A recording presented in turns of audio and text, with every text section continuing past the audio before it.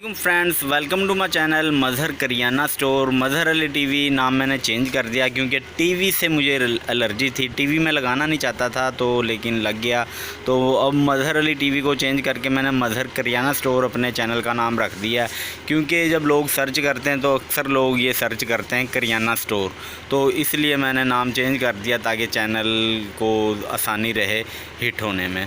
तो 20 वाली लेज़ भी है, 10 वाली लेज़ भी है। 10 वाली लेज़ की बात करें तो फ्रेंड्स 10 वाली लेज़ हमें फ्रेंड्स 600 रुपये का ये वो पेटी मिल रही 600 रुपये की, और 640 सेल है और 40 रुपये इसमें से बचते हैं।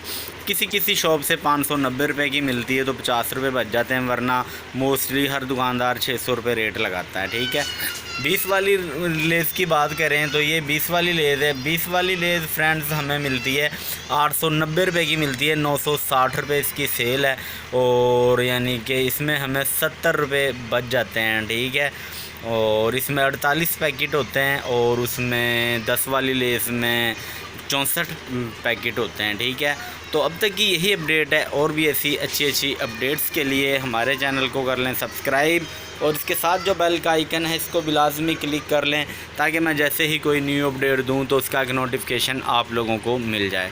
Thanks for watching. अल्लाह हाफिज़।